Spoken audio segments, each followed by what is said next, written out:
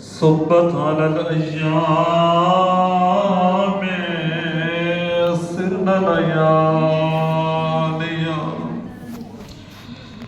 أما بعد فقد قالت زينب الكبرى سلام الله عليها خطابا لابن زياد الملعون ما رأيت إلا جميلا صلوات محمد عليه.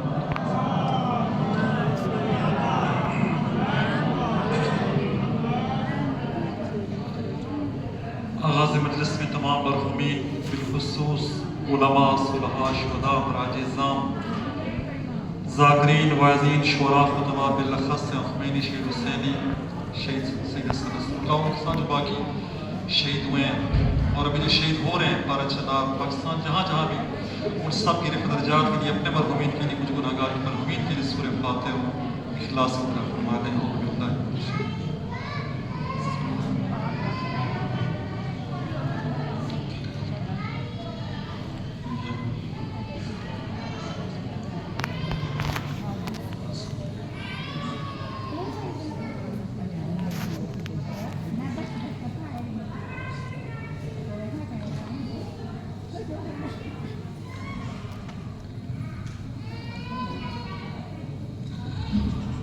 پروردگار عالم آپ کی دعائیں مستجاب فرمائے، زیارات منظور و مقبول فرمائے اور بخیر وفیت آپ کو اپنے وطن واپس پہنچائے.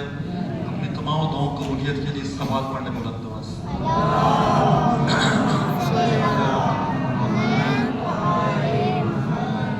انتہائی قابل احترام سائلین امام رؤوف امام رضا علیہ السلام، جیسا کہ آپ کے علم میں ہوگا یہاں پر ہر روز مجلس کا ایک مستقل موضوع خود حرم کی انتظامیہ کی طرف سے دیا جاتا ہے. کل دن گزرا ہے ثانی زہرا حضرت زینب کبریٰ سلام اللہ علیہا کی ولادت با سعادت کا. اسی مناسبت سے جو موضوع دیا گیا وہ یہ کہ ثانی زہرا حضرت زینب کبریٰ سلام اللہ علیہا نمونہ ہیں، اسوہ ہیں، آئیڈیل ہیں کس کا؟ جہاد تبیین کا. میں ذرا موضوع کی وضاحت کر دوں چونکہ جہاد تبیین کے لفظ شاید بعض افراد کے لیے نئے لفظ ہو. جہاد کا لفظ تو سنا ہوا ہے لیکن تبیین کے لفظ شاید کم تر سنا گیا. اور عربی کے لفظ ہے تبیین، یعنی بیان کرنا، کھول کے بیان کرنا، واضح لفظوں میں کسی چیز کو بیان کرنے کو تبیین کہتے ہیں. اور جہاد کے لفظ ہے معلوم ہے، جہاد یعنی جد و جہد کرنا، کوشش کرنا، سعی کرنا، اسے کہتے ہیں جہاد. ہمارے معاشرے میں افسوس یہ ہے بطور خاص ہمارے مسلم معاشرے میں ہم لفظ جہاد سے مراد صرف قتال دے دیا ہے، یعنی مارنا، قتل کرنا، اسے ہم نے جہاد کا نام دے دیا. لیکن یہ جہاد کا ایک مصداق ہے، کل جہاد نہیں. جہاد کا ایک مصداق یہی ہے کہ انسان تلوار اٹھائے، اسلحہ اٹھائے اور جو دین کے دشمن ہیں، خدا کے دشمن ہیں، انبیاء کے دشمن ہیں، ان کے مقابلے میں جا کر جہاد کرے اور لڑے. ایک جہاد کا یہ ایک مصداق ہے. لیکن افسوس یہ ہے، یہ عربیہ ہے ہمارے معاشرے کا، ہمارے مسلم معاشرے کا. ہمارے مسلم معاشرے میں جہاد کا علم ان لوگوں نے اٹھایا ہوا جن کا کام صرف مسلمانوں کے خلاف جہاد کرنا ہے. آج آپ کے سامنے داعش کی شکل میں، طالبان کی شکل میں ان سب تکفیریوں نے جہاد کا علم کس کے خلاف اٹھایا ہوا ہے؟ کلمہ گو مسلمانوں کے خلاف. حالانکہ جہاد کس کے خلاف ہوتا ہے؟ کافروں کے خلاف ہوتا ہے، مشرکوں کے خلاف ہوتا ہے، ان کے خلاف ہوتا ہے جو خدا کے دشمن. ٹھیک ہے، لیکن آپ ان کو دیکھ لیں، ان تکفیریوں نے، ان داعشیوں نے، ان طالبان نے افغانستان میں، پاکستان میں، عراق میں، شام میں، لبنان میں جگہ جگہ ان لوگوں نے پرچم جہاد اٹھایا. مذہب میں خود جہاد کا پرچم، حالانکہ دہشت گردی کے پرچم میں جہاد کا پرچم نہیں ہے، لیکن مذہب میں خود انہوں نے علم جہاد بلند کیا. کن کو شہید کیا، کن کو مارا؟ کلمہ گو مسلمانوں کو، چاہے وہ اہل سنت سے تعلق رکھتے یا شیعت تھے، دونوں کو مارا ہے. افغانستان میں، پاکستان میں، شام میں، عراق میں لاکھوں انسانوں کو موت کی گھاٹ اتارا ہے. کس کے نام پر؟ جہاد کے نام پر. اور انہی تکفیری پہ آج دیکھ لیں، آج 1 سال سے 1 مہینہ اوپر ہو چکا ہے غزہ میں، فلسطین میں، لبنان میں جو حقیقی معنوں میں کافر ہیں، یعنی تکفیری، یعنی جو صہیونی ہیں، یہودی ہیں، جو خدا کے دشمن ہیں، انبیاء کے دشمن ہیں، 1 سال زیادہ سا ہو رہا ہے، مسلمانوں کا خون بہا رہے ہیں، یہ تکفیری ٹولے ان میں سے کسی نے آج تک میں جہاد بلند نہیں کیا ان کے خلاف، نہ مفتیوں نے کوئی فتویٰ دیا ہے کہ سیوں کے خلاف جہاد کرنا واجب ہے، نہ یہ تکفیری ٹولہ اٹھا ہے جا کے ان کے خلاف عالم جہاد اٹھائے۔ ان کے جہاد کس کے خلاف ہوتا ہے؟ ہمیشہ مسلمانوں کے خلاف ہوتا ہے۔ یہ سمجھنے کی ضرورت ہے، پتہ ہونا چاہیے یہ نام نہاد مجاہد ہے، حقیقت میں دہشت گرد ہیں، مجاہد کہلانے کا حقدار نہیں ہے۔ لہٰذا آج آپ دیکھ لیں، آج کی 1 سال سے زیادہ ہو رہا ہے فلسطین میں مسلمان شہید ہو رہے ہیں، لیکن آج ان مجاہدوں کو دیکھیں، نہ کوئی سعودیہ سے فتویٰ اٹھتا ہے، کوئی دیا جاتا ہے، نہ مکہ کی مفتیوں کی طرف سے، نہ مدینہ کی مفتیوں کی طرف سے، نہ کسی اور اس طرح تکفیری مفتی کی طرف سے فتویٰ دیا جاتا ہے۔ اور جو ہمیشہ جہاد کے نام پر مسلمان گلے کاٹنے والے ہوتے تھے، آج خاموش بیٹھے ہوئے ہیں، انہیں سانپ سے سون چکا ہے۔ ٹھیک ہے، اگر فرضاً قتل کرتے ہیں پھر بھی تو افغانستان میں دیکھ رہے ہیں اور سب پاکستان میں اجتماع کرتے ہیں، کانفرنسیں کرتے ہیں، کس کے خلاف بولتے ہیں؟ حزب اللہ کے خلاف بولتے ہیں، شیعوں کے خلاف بولتے ہیں۔ تو انہیں آپ کس پتہ چلتا ہے یہ ٹولہ جو ہے یہ حقیقت میں ان کے ساتھ ملا ہوا ٹولہ ہے، تکفیریوں کے ساتھ، ان کے ساتھ سیونیوں کے خلاف۔ لہٰذا آپ کو پتہ ہوگا کہ جب شام میں تکفیری زخمی ہوتے تھے، ان کے علاج اسرائیل کے اسپتالوں میں جا کر ہوتا تھا۔ تو کہتے ویڈیو کلپس موجود ہیں، نیتنیاہو جا کر ان کی عادت کرتا تھا اسپتالوں میں آ کر۔ اس سے پتہ چلتا ہے یہ تکفیری ٹولہ ہے نا، جو جہاد کے نام پر مسلمانوں کے خلاف میں گرم رہتے ہیں، یہ حقیقت مجاہد نہیں بلکہ درپردہ یہودیوں کے ایجنٹ ہیں، اسرائیلیوں کے ایجنٹ ہیں۔ لہٰذا انہیں کے اسپتالوں میں جا کر ان کا علاج بھی ہوتا رہا ہے، جو شام میں زخمی ہوتے تھے۔ اس لیے آج تک پتہ ہونا چاہیے کہ جہاد، یہ جو جہاد قتال جس سے اسلام میں کہا جاتا ہے، یعنی جنگ کرنا کس کے خلاف؟ خدا کے دشمن کے خلاف، یہ جہاد کے ایک مثال ہے، اور جہاد زندگی ہر شعبے میں ہوتا ہے۔ مسلمانوں کو چاہیے زندگی کے ہر میدان میں جہاد کریں، علمی میدان میں جہاد کریں، زراعت کے میدان میں جہاد کریں، تعلیم کے میدان میں جہاد کریں، صحت کے میدان میں جہاد کریں، اپنی انفرادی زندگی میں جہاد کریں، کوشش کریں بہتر سے بہتر بنائیں اپنے آپ کو، اجتماعی لحاظ سے جہاد کریں، اپنی قوم کو بہتر بنائیں، ملک کو بہتر بنائیں، عالم اسلام کو بہتر بنائیں۔ یعنی جہاد ایک وسیع معنی رکھتا ہے۔ لیکن افسوس یہ عرض کیا کہ جن لوگوں نے جہاد کے پرچم اٹھائے ہوئے اور جہاد کی صرف اسی کو منحصر کر دی کس میں؟ قتال میں، قتل و غارت گری میں، اور قتل و غارت گری میں کس کے خلاف؟ افسوس سے کہنا پڑتا ہے کہ وہ مسلمانوں کے خلاف۔ تو بھارت جہاد تبیین یہ ہے، تبیین یہ اس کے حقائق کو بیان کرنا۔ تو جہاد تبیین کیا مطلب؟ یعنی کوشش کرنا کہ حقیقت کو بیان کیا جائے۔ سب انبیاء جو آدم سے خاتم تک سب انبیاء اس لیے آئے تھے تاکہ انسانوں کے سامنے حقائق کو بیان کریں۔ شیطان نے کہا تھا پروردگار لَأَقْعُدَنَّ لَهُمْ صِرَاطَكَ الْمُسْتَقِيمَ، میں تیرے صراط مستقیم پر جا کر بیٹھ جاؤں گا، تیرے انسانوں کے سامنے سے آؤں گا، پیچھے سے آؤں گا، دائیں بائیں سے آؤں گا۔ یہ کہتا قرآن کریم کی آیت ترجمہ عرض کروں تو شیطان نے کہا تھا پروردگار تو دیکھے گا تیرے بندے، اکثر تیرے بندے شکر گزار نہیں ہیں، تیرے شکریہ ادا نہیں کریں گے، تیرے سے دور چلے جائیں گے۔ تو وہاں پر خدا نے فرمایا تھا کہ اے شیطان جو میرے ہیں وہ کبھی تیرے نہیں ہو پائیں گے، تو جو کچھ کرنا چاہتا ہے کر لے۔ پر انبیاء آئے، انبیاء نے یہی کوشش کی تاکہ انسانوں کو بتائیں خبردار شیطان سے دھوکہ نہ کھانا۔ شیطان کا بھی یہی کام ہے، کیا کرنا؟ برے کام کو اچھا بنا کے پیش کرنا۔ شیطان ہمارا مسلط نہیں ہے، ہمارا ہاتھ پکڑ کے میں زبردستی گناہ ہم سے نہیں کروا سکتے۔ قرآن کریم کی آیات ہے شیطان سے یہی کر سکتا ہے، کیا کرے؟ برے کام کو ہمارے سامنے خوبصورت بنا کے پیش کرے، یہ شیطان کام ہے۔ جب انبیاء آتے رہے، یہ فرماتے رہے خبردار شیطان کے دھوکے میں نہ آئیے گا، ہم رحمان کے نمائندے ہیں، تو ہم بتانا چاہتے ہیں کہ رحمان کی طرف آؤ جو تمہارا خالق ہے، مالک ہے، تمہاری نجات چاہے، تمہاری اپنی سعادت چاہتے ہیں، اس کی طرف آؤ، شیطان کی طرف نہ آؤ۔ قرآن کریم کی آیت خدا پیغمبر خدا صلی اللہ علیہ وسلم میرے حبیب ہم نے تیری طرف قرآن کریم نازل کیا کیوں؟ لِتُبَيِّنَ لِلنَّاسِ مَا نُزِّلَ إِلَيْهِمْ، تاکہ تو تبیین کرے، کھول کے بیان کرو اس چیز کو جو انسانوں کے لیے تیری طرف ہم نے نازل کی ہے۔ تو بس جہاد تبیین کی لفظ یہ ہوا، یعنی حقیقت کو بیان کرنے کے لیے جد و جہد کرنا، کوشش کرنا اور جہاد کرنا۔ ہر نبی نے جہاد کیے حقیقت کو بیان کرنے کے لیے۔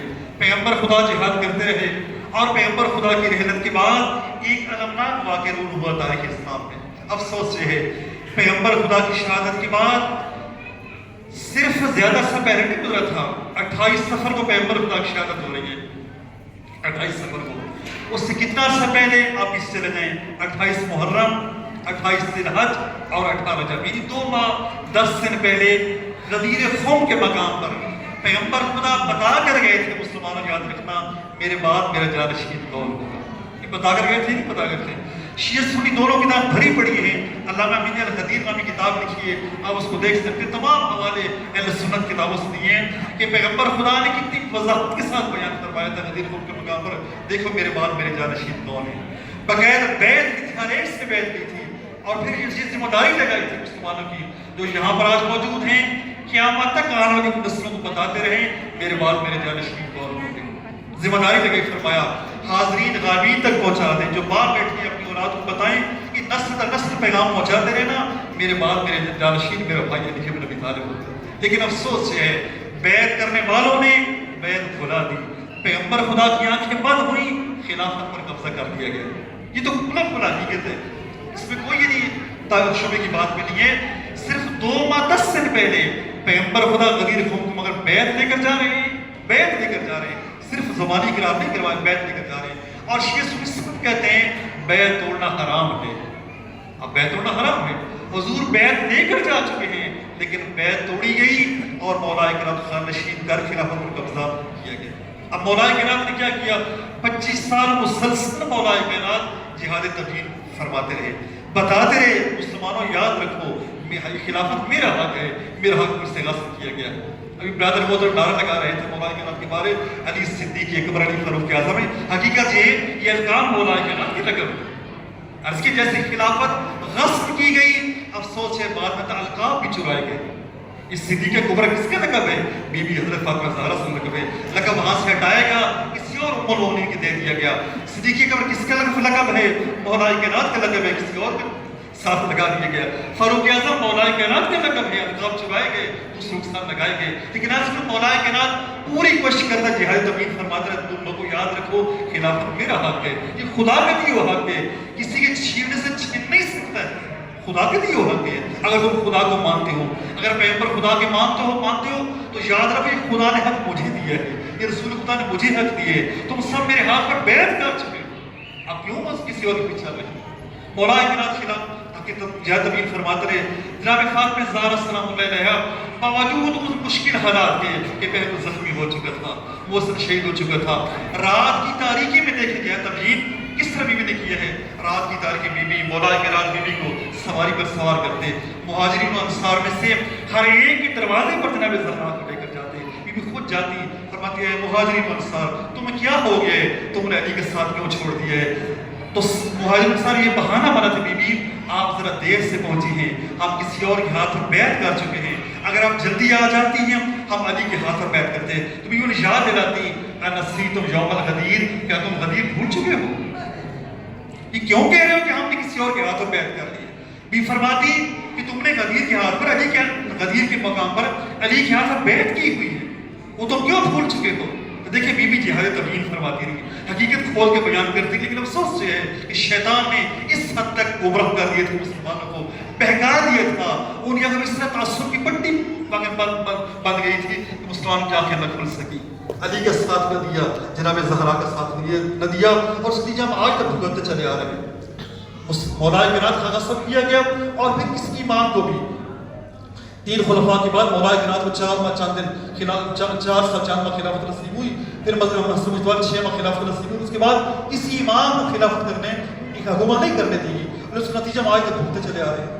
نااہلوں کے ہاتھ میں حکومتیں گئی، اس نتیجہ آج تک بھگتے چلے آ رہے ہیں، مسلمان بھگتے چلے آ رہے ہیں، ذلت خارج مسلمان مقدر بنی۔ تو آج سنو یہ مولا کائنات نے جہاد تبیین کیا، جنہوں سید نے جہاد تبیین فرمایا، لیکن افسوس یاد کیا مسلمان بیدار نہ ہو سکے۔ یہاں مسلم اعتبار سے جہاد تبیین کیا، اور پھر خود دیکھیے کہ دیکھیے پیغمبر خدا کے تھوڑا عرصہ بعد ہم کربلا کے واقعے پر توجہ کرتے ہیں نا، کیسے ہو گئے تھے پیغمبر خدا کی شہادت کے محض 50 سال کے بعد نواسہ رسول کو کتنے دردناک انداز میں سہرائے کر بھوکا اور پیاسا شہید کیا گیا۔ توجہ ہم کرتے سے کوئی شک بھی توجہ کرنا چاہیے، لیکن کربلا کا واقعے میں توجہ کی بات نہیں ہے۔ آپ پیغمبر خدا کی شہادت نماز چند دن بعد کو دیکھیں، زیادہ عرصہ نہیں گزرے، چند دن پیغمبر خدا کی شہادت گزرے ہیں، وہی دروازہ ہے جس طرح پیغمبر خدا کھڑے ہو کر آیت تطہیر کی تلاوت کرتے تھے، وہی زہرا ہیں جن کے ہاتھوں کے بوسے پیغمبر خدا لیا کرتے تھے۔ شیعہ سنی دونوں نے لکھا ہے کہ جب بھی جناب زہرا اپنے بابا کے پاس آتی رسول پر منبر چھوڑ دیتے، چند قدم آگے بڑھ کر زہرا کا استقبال کرتے، ان کے ہاتھوں کے بوسے دیتے، اپنی ابا اتارتے، زمین پر بچھاتے، اپنی زہرا کو اپنی جگہ پر بچھاتے۔ ابھی چند دن گزرے تھے، وہی دروازہ ہے، وہی زہرا ہے، اس دروازے کو جلایا جاتا ہے، اس زہرا کے ہاتھوں پر تازیانے مارے جاتے ہیں، پہلو پر پاؤں کی ٹھوکریں ماری جاتی ہیں، چہرے پر تماچے مارے جاتے ہیں، بازو پر تلوار کے نیام کے وار سارے وار کیے جاتے ہیں، لیکن مسلمانوں میں کوئی احتجاج نہیں۔ آج کرو دیکھیں، اب یہ تو چند دن گزرے ہیں، واقعہ کربلا تو 50 سال بعد کا واقعہ ہے، 50 سال بہت بڑا عرصہ ہے، میں چند دن گزرے ہیں، وہی جناب زہرا ہے، وہی علی ہے۔ ذرا دیکھیں اب یہ ایام جناب زہرا کی شہادت کے ایام گزرے ہیں، اب یہ ایام ختم شروع ہونے والے ہیں۔ جناب زہرا کتنا زندہ رہی ہے پیغمبر خدا کی شہادت کے بعد؟ 45 دن، 75 یا 95 دن، کو زیادہ عرصہ نہیں۔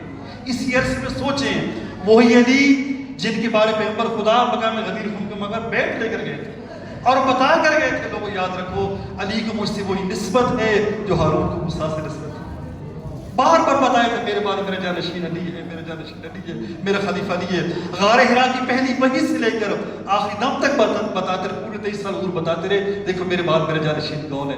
اس سے علی کو اتنا مظلوم کر دیا گیا، علی گھر میں تشریف لائے، جناب زہرا نے دیکھا چہرے پر حزن و ملال کے آثار ہیں، پوچھا یا علی کیا ہوا؟ میں نے سنا ہے مسلمانوں نے آپ پر سلام کرنا چھوڑ دیا ہے۔ علی رو پڑے، فرمایا زہرا اگر مجھ پر سلام نہ کرتے مجھ میرے لیے قابل برداشت تھا، آج میری مظلومیت کی انتہا دیکھ، میں مسلمانوں پر سلام کرتا ہوں، مسلمان میرے سلام کا جواب نہیں دیتے۔ دشمن شبیر تیرے پیر میں لعنت ہو۔ بے شمار لعنت، بے شمار۔ تو یہ دیکھیں نا کس حد تک مولا کائنات کو مظلوم کر دیا گیا۔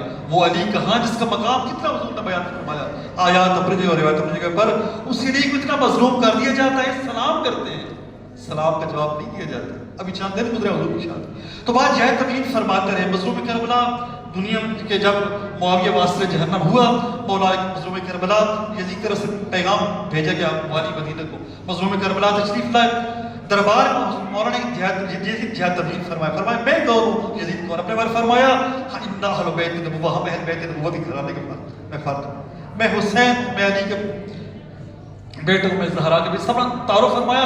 پھر یزید کو فرمایا یزید کون؟ یزید اور رجل فاسق شارب الخمر، یہ ایک فاسق شخص ہے، شراب پینے والا شخص ہے، حلال خدا کو حرام کرنے والا ہے، حرام خدا کو حلال کرنے والا ہے، اعلی اعلان فسق فجور کرنے والا ہے، مطلب سارا تعارف کر کے فرمایا وہ جیسا یزید کا بھی بیعت نہیں کر سکتا ہے۔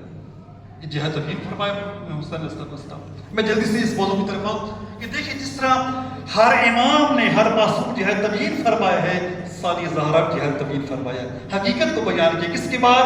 واقعہ کربلا کے بعد۔ دیکھیں مظلوم کربلا نے مدینہ چھوڑا، حسین جانتے تھے بنی امیہ کا پروپیگنڈا بہت تیز ہے۔ ذرا سوچیں مولا کائنات کی جب شہادت ہوتی ہے میرا مسجد میں اور ایک خبر شام کی سرحد تک پہنچتی ہے، شام کے لوگ تعجب سے مجھ سے پوچھتے تھے علی مسجد میں لینے کیا گئے تھے؟ بھلا علی نماز پڑھنے مسجد میں گئے تھے؟ تعجب کرتے بھلا علی نماز پڑھتے تھے؟ ذرا سوچیں علی کے بارے جنہوں نے یہ مشہور کہا کہ نعوذ باللہ علی تو نعوذ باللہ نماز بھی نہیں پڑھتے، بے نماز ہیں۔ ذرا سوچیں وہی بنی امیہ اگر مظلوم کربلا سے شہید ہو جاتے کربلا کے میدان میں اور بعد میں ثانی زہرا کے خطبے نہ ہوتے، سید سجاد خطبے نہ ہوتے، ام کلثوم صلاح خطبے نہ ہوتے، خطبے نہ ہوتے، سوچیں کہ بنی اپنے پروپیگنڈے کے زور پر مظلوم کربلا کے خون کو کربلا میں دفن کر دیتے، وہ تاثیر نہ ہوتی جو آج ہم دیکھ رہے ہیں۔ لہذا مظلوم کربلا جانتے تھے جنہوں نے میرے بابا کو نعوذ باللہ بے نماز ثابت کر دیا ہے شام کے سامنے، وہ میرے خون کی تاثیر نہیں ہونے دیں گے۔ لہذا مظلوم کربلا علم احمد سے جانتے تھے، اپنے ساتھ بہنوں کو لے کر چلے۔ محمد بن حنفیہ نے کہا بھیا آپ کیوں جا رہے ہیں؟ فرمایا بلالا نے کہا ہے حسین اگر تم کربلا نہیں جائے گا میرا دین نہیں بچ سکتا ہے۔ فرمایا پھر بہنوں کو ساتھ کیوں لے کے جا رہے ہیں؟ فرمایا نانا نے کہا ہے جب تک میری بیٹیاں سیر نہیں ہوں گی تب تک میرا دین نہیں بچ سکے گا۔ یہ خدا کی منشا ہے، میں شہید ہوں نانا کا دین بچے، میرے بعد میری بہنیں اسیر ہوں گی، میرے خون کا پیغام پہنچائے گی، جہاد تبیین کرے گی، حقیقت کو بیان کرے گی، بنی امیہ کے پروپیگنڈے کو ظاہر کرے گی، کوفہ و شام بازاروں درباروں میں جا کر لوگ خابیدہ ذہنوں کو بیدار کرے گی، تب جا کر میرے خون کی تاثیر ہوگی اور نانا کا دین بچے گا۔ جیسے بہنوں کو ساتھ لے کر آئے، حسین جانتے تھے میرے بعد میری بہن اسیر ہوگی، لیکن جانتے تھے جب تک بہنیں اسیر نہیں ہوں گی، جب تک کوفہ و شام بازاروں اور درباروں میں نہیں جائیں گی، تب تک وہاں کے لوگوں کے ذہنوں پر جو پردے پڑے ہوئے ہیں وہ پردے نہیں ہٹ سکیں گے۔ لہذا اپنے ساتھ لے کر آئے۔ میں صرف یہاں شروع کروں، مظلوم کربلا زخموں سے چور چور مقتل میں پڑے ہوئے ہیں۔ اب بی بی کا یہاں سے جہاد تبیین شروع ہوتا ہے۔ بی بی کا دیکھیں نا کتنے مشکل حالات میں ثانی زہرا نے اپنے بھائی کی مظلومیت پہنچائی ہے، خابیدہ ذہنوں کو بیدار کرنے کی کوشش کی ہے۔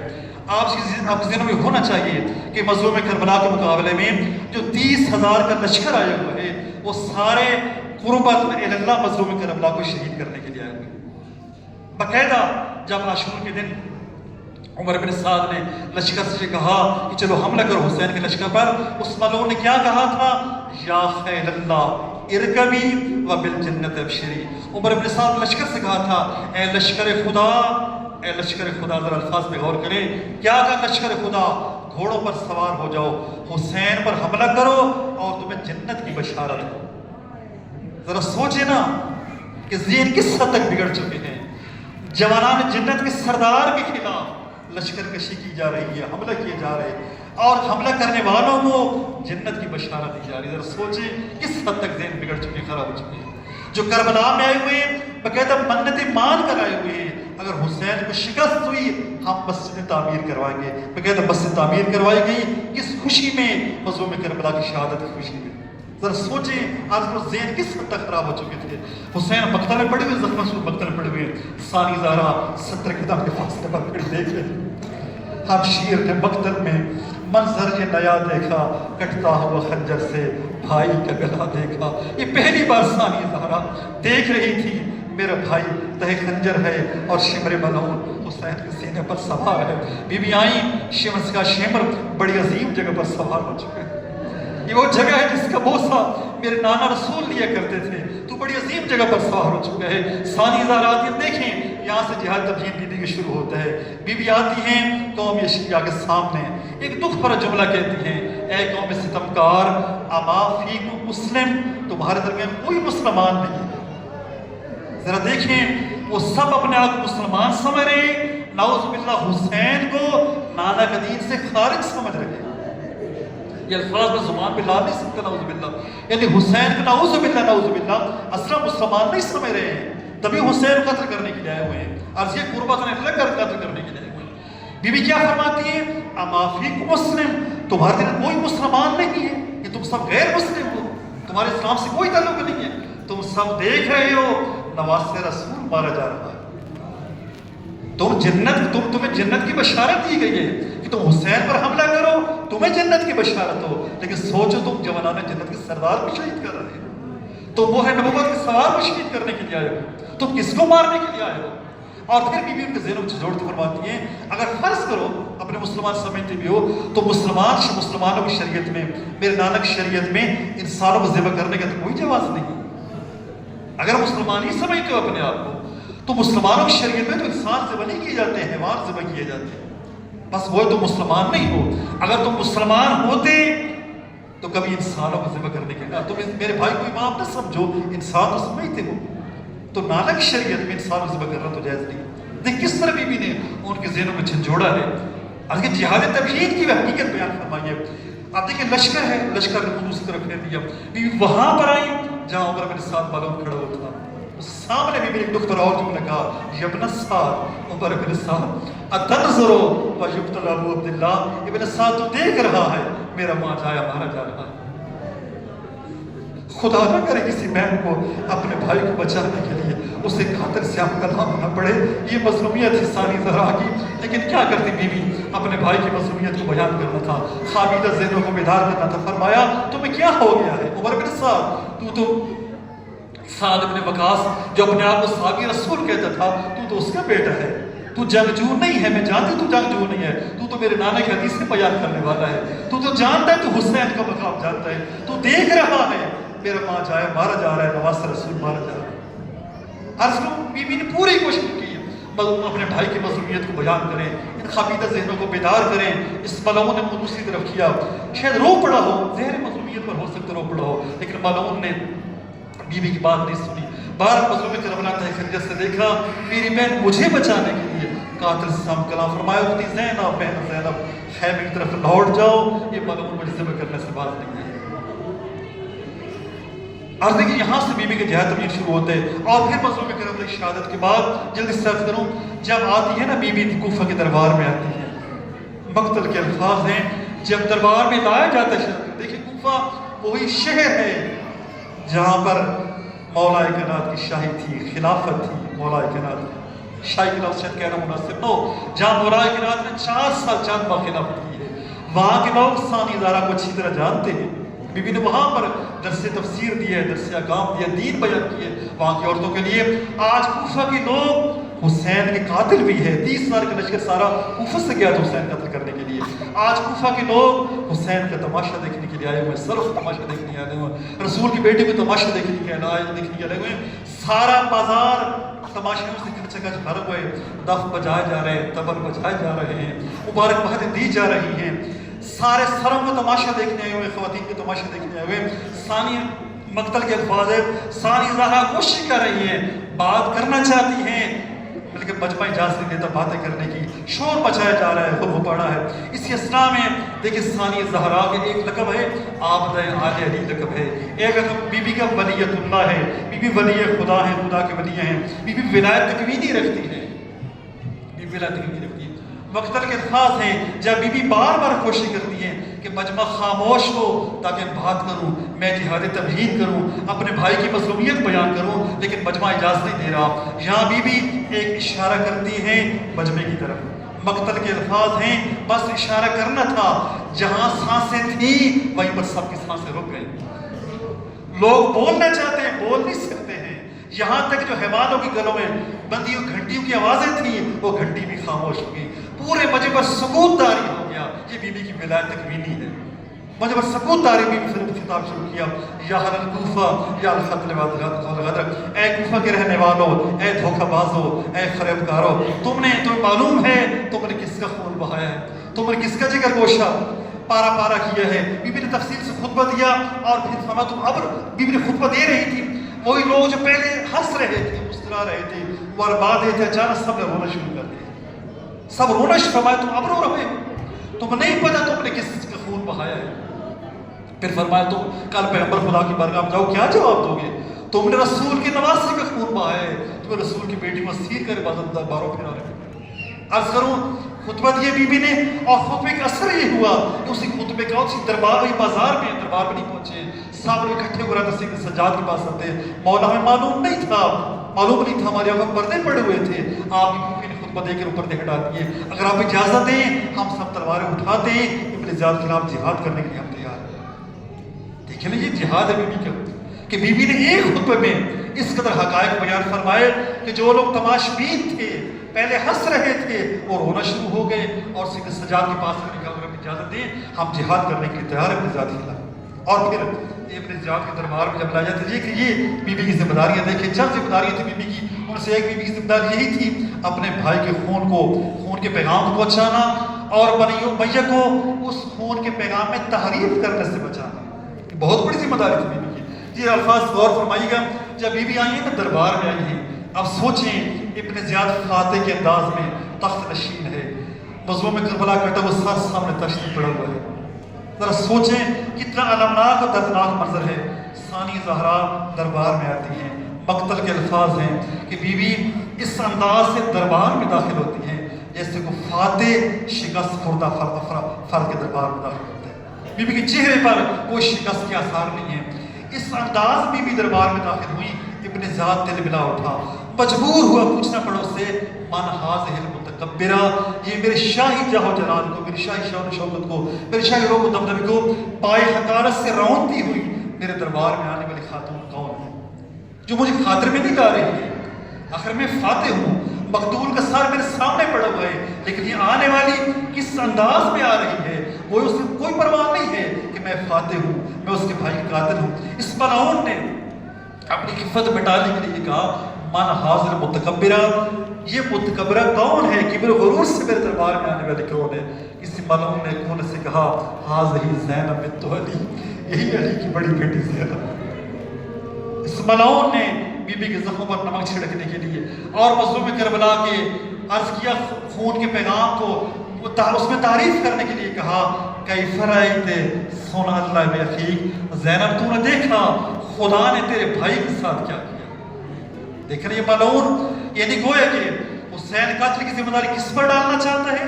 خدا پر ڈالنا چاہتا ہے، یہ کہنا چاہتا ہے کہ تیرے بھائی کو خدا نے قتل کیا ہے، نہ میں قاتل ہوں تیرے بھائی کا، نہ یزید قاتل ہے تیرے بھائی کا۔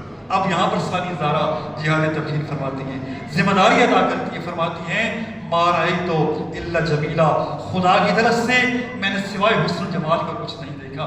میرے بھائی کے قاتل خدا نہیں ہے بلکہ میرے بھائی کا قاتل تو ہے اور تیرا سردار یزید. دیکھیے کتنی بڑی ذمہ داری تھی بیوی کی. یعنی دیکھیے ابن زیاد ملعون حسین کا قاتل کس کو شمار کرنا چاہتے ہیں؟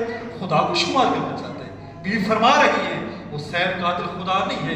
اس خدا نے تو میرے بھائی کے لیے شہادت کے مقام کا انتخاب فرمایا تھا. میرے بھائی شہید اس مقام تک پہنچ گیا لیکن میرے بھائی قاتل خدا نہیں ہے بلکہ تو ملعون ہے اور تیرا سردار یزید ملعون. اور پھر رخ یزید سجاد کی طرف اور پھر امام صلی اللہ علیہ وسلم نے جہاد امیر فرمایا. پر اس طرح سے بار سلسلہ اگر چاہتا ہوں، وقت میں نے آپ کا زیادہ لے لیا، باقی باتیں اگر ہو سکے تو چند باتیں کل عرض کروں گا. میں صرف یہیں پر چند جملے آپ سے مسائل کی بھی عرض کر دوں. عرض کیا کہ بی بی نے بڑی مشکل سے اپنے بھائی کے خون کے پیغام کو پہنچایا. صرف چند جملے اس عظیم مجتہد کی زبان سے عرض کرنا چاہوں گا. آیت اللہ شیخ جعفر شوشتری، آپ چلے ہیں نا، اپنے گھروں سے چلے ہیں. اس سے بی بی کی مظلومیت بھی ہے اور مظلوم کربلا کی بھی مظلومیت ہے. آپ گھروں سے چلے ہیں نا، آپ اس بات ہو سکتے کربلا جانے والے ہوں، یہ کربلا سے ہو کر آ رہے ہوں. آپ گھروں سے چلے ہوں گے، لوگ آپ سے ملنے کے لیے آئے ہوں گے، اور وہ چیز کس نے کہی ہو یا نہ کہی ہو لیکن ایک بات ضرور کہی ہوگی، اے چاہنے والے جب کربلا سے واپس آنا کربلا کفن ہماری ضرور لے کر آنا. کبھی آپ نے سوچا کیوں کہا جاتا ہے کربلا کفن لے کر آنا؟ آپ کیا اپنے مشرق بھی آنا ہوتا ہے، قم بھی جانا ہوتا ہے، کوفہ اور سمرہ و قازمین بھی جانا ہوتا ہے. آپ سے نہیں کہا جاتا مشرق سے کفن لے کر آنا، سامرہ سے کفن لے کر آنا، نجف سے کفن لے کر آنا. کیوں؟ شاید وجہ یہی ہو، مشرق میں سونے والے امام کفن پہن کے سو رہا ہے. مشرق کوفہ نجف و سمرہ قازمین کے امام کفن پہن کے سو رہے ہیں لیکن کفن نصیب نہیں ہوا تھا کربلا کے مظلوم کو. یہی وجہ ہے کہ جب یہ آپ آتے ہیں آپ سے یہی کہا جاتا ہے کربلا سے کفن لے کر آنا. بہت خوبصورت ربائی ہے بیتاب ناجاب ہلوری صاحب کی، کہتے ہیں ہر کو شہادتوں کے چمن کی تلاش ہے، جگنوں کو سورجوں کے وطن کی تلاش ہے. ایک بے کفن کے شہر کا اعجاز دیکھیے، دنیا کو کربلا کے کفن کی تلاش ہے. آج آپ گھروں سے چلتے ہیں، آپ سے کربلا کفن تک کہا جاتا ہے. وجہ کیا ہے؟ اس لیے حسین کفن نصیب نہیں ہوا. یہی پڑھا جاتا ہے، یہی لکھا ہوا ہے، یہی حقیقت ہے. کفن نہیں ملا تھا کربلا کے نواب کو. لیکن عرض کروں آیت اللہ شیخ جعفر شوشتری اپنا انداز ہے ان کے لکھنے کا. فرماتے ہیں جب 11 محرم الحرام کو زینب کبریٰ اور باقی بہنیں پابند رسن ہو کر آئی ہیں نا، مقتل میں آئی ہیں. آیت اللہ لکھتے ہیں بہنوں نے اونٹ بیٹھنے کا انتظار نہیں کیا. جیسے خزاں کے موسم میں درختوں کے پتے جھڑتے ہیں، ایسے علی کی بیٹیاں کھڑے اونٹ کے پشت سے زمین پر آئی ہیں. ثانی زہرا اپنے بھائی کی لاش پر آئیں. آیت اللہ لکھتے ہیں جب بہن بھائی کی لاش پر آئی ہے نا، فرماتے حسین نے 3 کفن پہنے ہوئے تھے. پہلا کفن پتھروں کا کفن تھا، بی بی نے مصروف ہاتھوں کے ساتھ پتھر ہٹائے. دوسرا کفن ٹوٹی ہوئی تلواروں کا کفن تھا، بی بی نے مصروف ہاتھوں کے ساتھ ٹوٹی ہوئی تلواریں ہٹائی ہیں. تیسرا کفن جس سے پاس تیروں کا کفن تھا، نیزوں کا کفن تھا، بی بی نے مصروف ہاتھوں کے ساتھ تیر ہٹائے ہیں، تلواریں ہٹائی ہیں، نیزے ہٹائے ہیں، پتھر ہٹائے ہیں. اب رسم دنیا یہی ہے، جب کفن کے بند کھولے جاتے ہیں نا، مرنے والے کا چہرہ دیکھا جاتا ہے. علی کی بیٹی نے مشکل سے تلواریں ہٹائیں، تیر ہٹائے، پتھر ہٹائے. آپ کیا دیکھا؟ سر تو لوگ کے سنا پر تھا. زینب جیسی بہن اپنے حسین جیسے بھائی کو نہ پہچان سکی. عبرت بھرے لہجے میں کہا انت ابن والد علی، کیا تو میرے باپ کا بیٹا علی ہے حسین؟ کیا تو میرے باپ علی کا بیٹا حسین ہے؟ انت ابن ام فاطمہ الزہرا، کیا تو میری ماں زہرا کا بیٹا حسین ہے؟ انت ابن ام فاطمہ الزہرا، کیا تو میرے ماں زہرا ماں جائے حسین ہے؟ انت اخل حسین، کیا تو میرا بھائی حسین ہے؟ اگر تو ہی حسین ہے تو کوفہ و شام کے اسیر بہن کا سلام قبول ہو. اور پھر زینب جھکی، اس جگہ کا بوسہ لیا جس کا بوسہ نہ آج تک نانا رسول نے لیا تھا، نہ بابا علی نے لیا تھا، نہ اماں زہرا نے لیا تھا، نہ بھائی حسن نے لیا تھا. زینب جھکی، اپنے ہونٹ حسین کی کٹی ہوئی رگوں پر رکھے، بوسہ لیا، رخ کیا نانا کی طرف اور کہا نانا صلی اللہ علیہ ملک السما ھذا حسین بن عرا مقطع الاعضاء مسلوب الامامت والردا و بناتک السبایا. نانا یہ وہی حسین ہے جس سے مہر نبوت پر سوال کر کے مدینہ گلیاں پھرائے کرتے تھے. آج اس طرح سے کربلا کی تپتی ہوئی ریتی پر پڑا ہوا ہے کہ نہ جسم پر لباس ہے نہ جسم پر سر ہے, سر نو کی سنا پر ہے, پامال شدہ لاش کربلا کی تپتی ہوئی ریتی پر ہے. اور نانا پھر دیکھیں نا, میں وہی زینب ہوں جس کے بارے امت کو سفارش کر کے گئے تھے, تاکید کر کے گئے تھے کہ میری اس بیٹی کا خاص خیال رکھیے گا.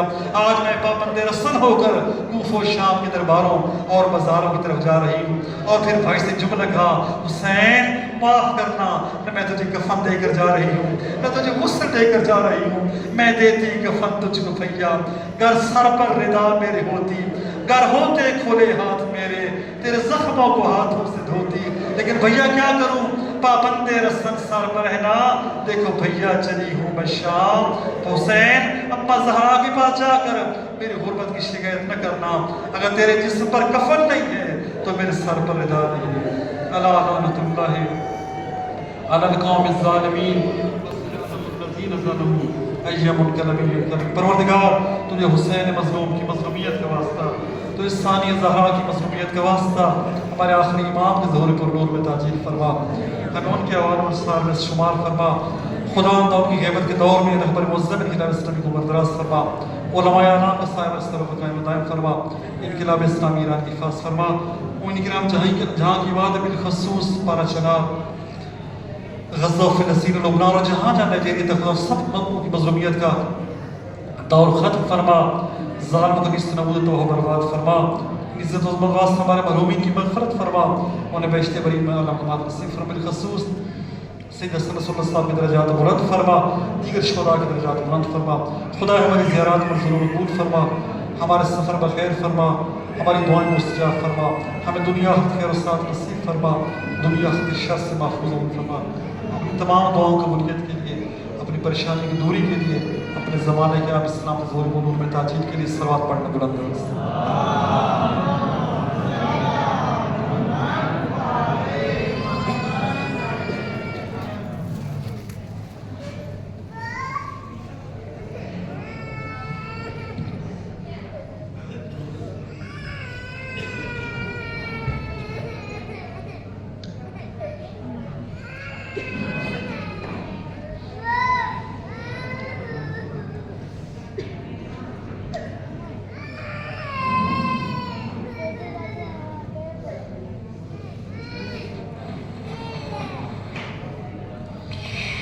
ظاہرین مدربار, ایک بار پھر آپ تمام عزیزوں کی خدمت میں خوش آمدید کہتے ہیں. انشاءاللہ کہ ان مبارک ایام کی توفیل آپ سب کی حاجت روائی ہو اور اپنی جولیوں کو بھر کے آپ مولا کے دیار سے اپنے اوطان کی طرف جائیں.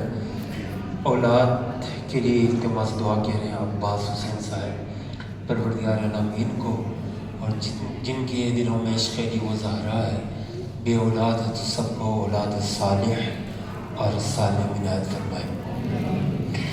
ظاہرین بزرگوار, جیسا کہ آپ جانتے ہیں رواق غدیر میں اس وقت آپ تشریف فرما ہے. یہ رواق آپ اردو بولنے والے زائرین سے مخصوص ہے.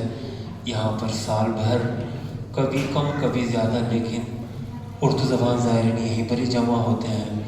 جب بھی آپ لوگ زیارت کے لیے تشریف لاتے ہیں تو رواق غدیر میں حرم اتار کی طرف سے آپ اردو بولنے والے زائرین کے لیے کچھ پروگرامز ہوتے ہیں. ان پروگراموں میں شرکت کرنا آپ کے لیے ضروری نہیں ہے. آپ اگر پسند فرماتے ہیں تو شرکت فرمائیں. اگر کسی آئٹم کو آپ نہیں پسند کرتے, اس میں چینجنگ چاہتے ہیں, تو تب بھی ہمیں بتا دیں, کیونکہ ہم آپ کو فیض پہنچانا چاہتے ہیں, آپ کو فائدہ پہنچانا چاہتے ہیں, نہ کہ کوئی پروگرام کر کے آگے نکل جائیں. نہیں, زیارت بامعرفت کے لیے اہل بیت اطہار نے فرمایا ہے. مولا رضا علیہ السلام نے جتنی بھی احادیث میں زیارت کے لیے آپ کو بلایا ہے, دعوت دی ہے, تو یہی فرمایا کہ معرفت کے ساتھ میری زیارت ہو. علماء کرام اساتید یہاں پر یہ کوشش کرتے ہیں کہ یہاں سے آپ کی معرفت افزائی ہو, یہاں سے آپ کچھ لے کر جائیں. تو روزانہ صبح 7:30 سے لے کر 8 بجے تک عالم دین آداب زیارت بتاتے ہیں کہ کیسی زیارت ہونی چاہیے، کیسے کسی پاک ہستی سے ملاقات ہو سکتی ہے، دیدار ہو سکتی ہے، اس کے آداب و رسوم کیا ہیں، کیسے گفتگو ہو۔ یہ تھوڑی کہ ہم اور آپ جو آپس میں گفتگو کرتے ہیں اسی انداز میں ہم ایک حجت خدا سے، ولی خدا سے گفتگو کریں، نہیں، یہ تو بالکل بے ادبی ہے۔ ادب یہ ہے، احترام یہ ہے کہ اس نے دخول پڑھ کے آئے، باوضو ہو کر آئے، غسل کر کے آئے۔ یہ سارے آداب یقیناً آپ جانتے ہیں۔ بہتر انداز میں سننے سمجھنے کے لیے عالم دین ڈیلی صبح 7:30 سے 8 بجے تک یہی پوائنٹس بتاتے ہیں۔ کل صبح انشاءاللہ 8 بجے ناشتے کی پرچیاں بھی تقسیم ہونی ہیں۔ آپ ظاہر میں دعوت دیتا ہوں، تشریف فرما ہوں 7:30 بجے سے 8 بجے تک لیکچر کے لیے اور 8 بجے ناشتے کی پرچیوں کے لیے۔ لیکن یہ بتانا ضروری ہے کہ ناشتے کی پرچیاں حرم مطہر کے کچھ خادمین لے کر آتے ہیں، ہمارے ہاتھ میں نہیں ہوتے، خادمین لے کر آتے ہیں، وہ تقسیم کرتے ہیں۔ زیادہ تر دنوں میں سب کو پرچیاں مل جاتی ہیں، لیکن کبھی ایسے ایام بھی ہوتے ہیں کہ زائرین رہ جاتے ہیں۔ تو خدا نخواستہ کل کوئی ایسی بات نہ ہو کہ علی بھائی آپ نے بلایا تھا تو ہم آ گئے، پرچی نہیں ملی، نہیں، کوئی یقینی بات نہیں ہے، لیکن یہ تبرک ہے جس کو ملے اور نصیب میں ہو۔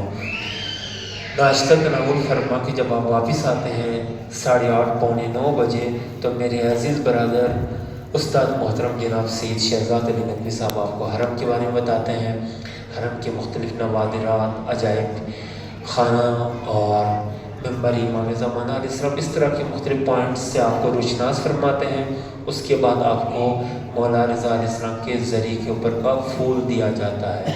اور یہیں پر میں قافلہ سالاروں سے بھی گزارش کرتا ہوں کہ ظاہرین کو یہاں پر لے کر آئیں یا ان کو بتائیں کہ ذریعے کے اوپر کا پھول دریافت کرنے کے لیے مختلف رواقوں میں، دفتروں میں رجوع نہ فرمائیں، بلکہ ظاہرین یہیں پر روزانہ صبح 9 بجے تشریف لائیں تاکہ ہم آپ ظاہرین کو اردو زبان ظاہرین کو ان تبرکات سے نوازیں۔ دیگر تبرکات بھی ہمارے پاس ہوتے ہیں، کبھی ہوتے ہیں کبھی نہیں بھی ہوتے ہیں، نمک، مصری، تعویذ وغیرہ، لیکن جو میسر ہوں ہم آپ کو دینے سے دریغ نہیں کریں گے کہ یہ آپ کے لیے مخصوص ہے۔ مولا کے 2 عجائب خانے اگر وزٹ کرنا چاہیں تو آپ خود سے جائیں گے تو فی میوزیم 1,00,000 تومان فیس ہے، تا اگر شہزاد بے کے ساتھ آپ تشریف لے جائیں گے قرآن میوزیم 7,000 تومان، مرکزی میوزیم 14,000 تومان کی، ایک روٹی کی قیمت بھی نہیں بنتی۔ آپ کو حرم مطہر کی طرف سے خصوصی ڈسکاؤنٹ اور رعایت ہے۔ باقی نماز فجر کا رواق الغدیر میں اہتمام نہیں ہے، نماز فجر کے لیے اگر آپ تشریف لائیں تو حرم کے اندر کے رواقوں میں ادا کیجیے گا۔ نماز باجماعت ظہرین حرم مطہر کی طرف سے استاد محترم جناب قبلہ سید ندوی صاحب پڑھاتے ہیں، اور شام کی جو نماز جماعت ہے وہ تو آپ جانتے ہیں۔ گزارش کرتا ہوں 4 سوا 4 بجے تک تشریف لائیے گا، عالم دین آدھا گھنٹہ بیان احکام فرماتے ہیں، آپ کے دینی شرعی سوالوں کے جواب دینے کی کوشش کرتے ہیں۔ نماز ہوتی ہے، نماز کے بعد ایک صفحے کی تلاوت ہوتی ہے کہ مولا کی سفارش ہے، ہماری طرف سے ایجاد کردہ کوئی پروگرام نہیں ہے، مولا رضا علیہ السلام کی خصوصی سفارش ہے کہ اپنے چاہنے والوں سے روزانہ 50 آیتوں کی تلاوت کریں، تو جن کو توفیق ہو 50 آیتوں کی تلاوت کریں، لیکن یہاں پر قرآن ناطق کے سامنے قرآن ثابت کی 1 صفحے کی تلاوت ہوتی ہے، اور آگے عالم دین کی خطابت ہوتی ہے، البتہ مولا رضا علیہ السلام کی زیارت کی قرات ہوتی ہے۔ اپنے سامان کا خیال رکھیں، پاسپورٹ کو اندرونی جیبوں میں رکھیں، پیسوں کو مختلف جیبوں میں تقسیم کر کے رکھیں، تمام پیسوں کو ایک جیب میں، ایک بیگ میں نہ رکھیں، اور آپ خود اپنا خیال رکھیں۔ کوئی آپ سے کہے کہ ہم آپ کے ملک آنا چاہتے ہیں، آپ کی اپنی ملک کی کرنسی ہمیں دکھائیں، ڈالر دکھائیں، ایسے افراد سے بچے رہیں، دور ہو جائیں، ہو سکے تو خادمین پولیس والوں کو دکھائیں، بتائیں، اور آپ ان کے نزدیک نہ رہیں۔ قافلہ سالاروں سے گزارش کرتا ہوں کہ زائرین کو ہوٹل کا کارڈ، اپنا فون نمبر وغیرہ دے کر رکھیے گا۔ میں چند ایک قافلہ سالاروں کا نام لیتا ہوں، تشریف لائیں اور خادم زائر کا تحفہ استاد ارجمنڈ کے ہاتھوں دریافت فرمائیں۔ تشریف لائیں گے خادم زائرین سید شہزاد علی جعفری صاحب، تشریف لائیں خادم زائرین محمد اشرف صوفی صاحب، تشریف لائیں خادم زائرین مولانا مرزا عمران علی صاحب، تشریف لائیں خادم زائرین شاہ نواز گوپانگ صاحب. تشریف خادم زائرین احسن مرزا صاحب. تشریف خادم زائرین منور حسین صاحب. تشریف خادم زائرین نذیر سومرو صاحب. تشریف خادم زائرین سید محمد تقی صاحب.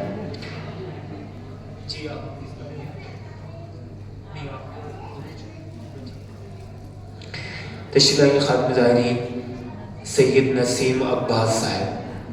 تشریف خادم زائرین سید ظہیر رضوی صاحب. تشریف خادم زائرین علی رضا تالپور صاحب. اور جی دیجیے گا نذیر سمرو کا ایک لے لیں آپ میں سے ایک. ہاں علی رضا تالپور صاحب کو دیجیے گا. اور دو محترمہ ہیں, محترمہ علیبہ حیدر اور محترمہ سیدہ سمینہ رضوی صاحبہ. دو تھوڑی میرے سمت بانوان, دو تھوڑی میرے سمت بانوان. انہوں نے سب قرآن اندازی کیجیے گا. چند تداری چھما. خواتین میں اہل سنت سے تعلق رکھنے والی کوئی ظاہرہ ہے؟ خواتین میں اہل سنت سے ہے, اہل سنت سے کہاں ہے محترمہ شگفتہ خواتین میں؟ عمران بھی آپ نے کہا ہے کہ جن کا تعلق اہل سنت سے ہو. رک جائے گا, اگر ہے تو تحفہ چاہتے ہیں ہم لوگ. ہاں خانم نقابی. ہاں وہ نہیں, یہ ہے ٹھیک ہے. یعقوب آپ دونوں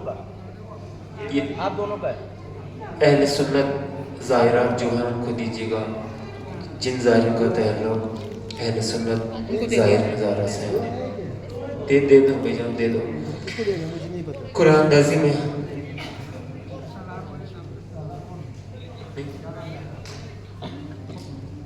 ٹھیک ہے. قرآن اندازی میں آپ نے ہاتھ اٹھایا, آپ اہل سنت سے تشریف لائے گا, تشریف لائے گا. یہ تحفہ لیجیے گا جی. علم پاک کے لیے 8 علم پاک ہے آپ ظاہر نظارات کے لیے. دیکھتے ہیں کہ اس وقت سے کن کن عرضوں کی مولانا صدر زحمت کے ساتھ ہر دفعہ لائے گا. دیکھتے ہیں کہ کن کن عرضوں کے نام اس وقت سے باہر آتا ہے. نام آیا ہے, میں ابتدائی میں عرض کرتا ہوں کوئی کسی اور کے لیے نہ اٹھے, مجلس میں نہیں ہے تو ہم نہیں دے سکتے. یہ آپ کا حق ہے جو یہاں پر بیٹھے ہیں 2 گھنٹوں سے. مبارک علی, مبارک علی تشریف فرما ہے جی. ہاتھ میں پوچھوں گا نا مولانا صاحب, میں پوچھوں گا مبارک علی صاحب ہیں تو ادھر نمودار ہو جائیں, ہم آپ کا نورانی چہرہ دیکھیں. ہاں خدا ان کو سلامت رکھے. مولا رضا علیہ السلام آپ کو علم دینے ہیں, تشریف لائیے گا آگے. علم پاک کے لیے نام آیا ہے صفدر علی. صفدر علی صاحب تشریف فرما ہے. یہ بزرگ تشریف لائیے گا. یہ مبارک صاحب زیارت قبول ہو. بالے بے شبی دن نہیں ہے صفدر علی صاحب, نہیں صفدر علی والد صاحب کو پوچھیں گے, یہاں پہ لکھا ہوا ہے. نام آیا ہے عزیز ظاہر کا تسنیم. تسنیم فون کا آخری نمبر بھی لکھا ہوا ہے, تعلیم بھی لکھا ہوا ہے.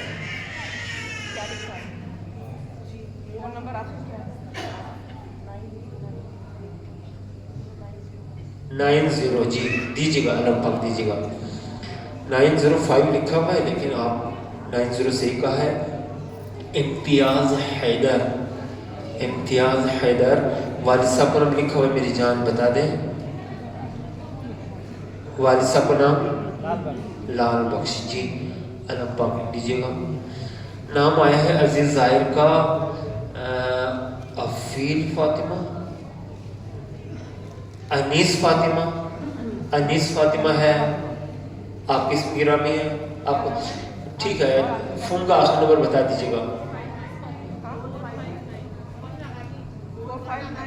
59 کون کہہ رہی ہے؟ 459 آپ کہہ رہی ہیں. بدید بو خانم, بو خانم بدید, فہم بہم خانم بدید. نام آیا ہے علم پاک انیس فاطمہ. تعلیم کیا ہے؟ تعلیم نہیں، انہوں نے صحیح کہا ہے، انہوں نے صحیح کہا. بیٹھیے گا، آپ کی عمر کم ہے، یہ میٹرک ہے تعلیم، شاید آپ کی نہ ہو یقیناً. نام آیا ہے فوزیہ، شوہر کا نام لکھا ہوا ہے فوزیہ، شوہر کا نام لکھا ہوا ہے. شوہر کا کیا نام ہے؟ مراد علی، امداد علی. امداد علی نہیں لکھا ہوا ہے، امتیاز علی لکھا ہوا ہے. اس محترمہ کو دیجیے گا علم پر. نام آیا ہے شیرین فاطمہ، شیرین فاطمہ، والد گرامی کا نام لکھا ہوا ہے. بتائیے گا علم پاک کے لیے. جی ہاں کیا نام ہے؟ بیٹی کہاں ہے؟ باجی کہاں ہے؟ باہر نکلی. والد صاحب کا نام کیا ہے؟ جی دیجیے گا اگر یہاں سے ابھی باہر نکلی ہے تو. نام آیا ہے رباب، رباب، شوہر کا نام لکھا ہوا ہے رباب؟ نہیں ہے کوئی رباب؟ نہیں ہے. فرحت بطول، فرحت بطول تشریف فرما ہے. کیا نام ہے؟ شوہر کا، والد کا، کسی کا ہے نا؟ نہیں، فون کا آخری نمبر پوچھیے گا. آخری نمبر فون کا آخری نمبر لکھا ہوا ہے 12. صحیح ہے. کون کی 12؟ مہندس جس نے کہا فون کا آخری نمبر 12 ان کو دیجیے گا. نام آیا ہے امداد حسین، امداد حسین، علم پاک کے لیے. تشریف فرما ہے. نہیں ہے کوئی امداد؟ نہیں ہے. عریف زیدی، عریف یا عریف زیدی جو اس کی پروننسیشن ہے. آگے کسی مرد کا نام لکھا ہوا ہے؟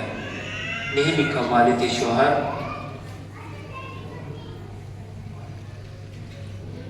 کون ہے یہ؟ کس کا آپ کا نام ہے؟ جی لیجیے گا. ممتاز زیدی لکھا ہوا ہے. نام آیا ہے محمد حسین، صرف محمد حسین لکھا ہوا ہے. نام آیا ہے فیاض حسین. جی آپ کا نام محمد حسین ہے؟ آپ کا نام محمد حسین ہے، یہ آپ کی رائٹنگ ہے. فیاض تو نہیں لکھا ہوا یہاں پر. فیاض میں نے صحیح کہہ رہے ہیں، 2 پرچیاں پڑھی ہیں. بھی دیکھی بیچ میں پہ جی جو مولانا صاحب. جی نام آئے، میں بعد میں دیتا ہوں. شاہ نواز پرانے سالاروں میں سے ہے. میں نے آپ کا نام پڑھا تھا، آپ نہیں تھے. آپ کو تحفہ ہم نے اہل سنت کو دیا ہے. گلناز اختر، گلناز اختر. نام آیا ہے عزیز مہمان کا کنیز فاطمہ، آگے مشتاق علی لکھا ہوا ہے. جی بچہ کلی. جی دیجیے گا، دیجیے گا. رانا فاطمہ وائف آف سید عباس حیدر رضوی لکھنوی. نام آیا ہے عزیز کا عباس مہدی، عباس مہدی. سکینہ ام ایمن بنت محمد انور خان. یا علی. سیدہ نسیم زہرا، نیچے ظہیر حسین لکھا ہوا ہے. سیدہ آپ کو اس میں گرامی پڑھا ہے بدت میں خامچی میں گئے. مقبول احمد، ٹھیک ہے بدت خانم بدت دینا پرسی بدت. مقبول احمد محمد بخش غلام حسین آگے لکھا ہوا ہے. محمد بخش. عزیز مولا کے مہمان کا نام آیا ہے عزیز فاطمہ، آگے سید ذوالفقار حسین لکھا ہوا ہے. عباس مہدی نہیں میں نے صحیح پڑھا ہے. عباس مہدی ہاں پڑھا ہے. لیجیے گا. بادشاہ، بادشاہ دمشاد شاہ، آگے دمشاد شاہ بادشاہ کا نام ہے. لیجیے گا. اللہ دیتا، اللہ دیتا یہ نام ہے. نام ہے ثناء اللہ ولد علی گل ثناء اللہ، چھوٹے کا نام آ جائے امجد علی ذوالفقار آگے لکھا ہوا ہے، امجد علی نام آیا ہے عزیز ظاہر کا، دلپذیر بنت عارف حسین، دلپذیر بنت صوفی صاحب کشمیر سے کوئی نام نہیں نکلا، نہیں لکھا تھا کسی نے کیونکہ آپ کے ساتھ نہیں یہ تو دیکھیں اتنے سارے نکل رہے ہیں ہندوستان پاکستان سے، نہیں مولانا سے اتنے ہلا رہے ہیں، اتنے لانے سے پہلے بھی ہم ہلا چکے ہیں واقعہ نہیں ہے پرچیاں تھوڑا سا نا کمر کو توڑ کے ڈالنا ہوتا ہے، نہیں تو ہاتھ نہیں آتا، دیکھیں دلپذیر ادھر سے لیجیے گا، تو ٹھیک ہے لیجیے گا میری جان، اور میری جان لیجیے گا ٹھیک مولانا صاحب، راہب علی محمد عاقل آگے لکھا ہوا ہے، راہب علی، عزیز مہمان کا نام آیا ہے فضا بنت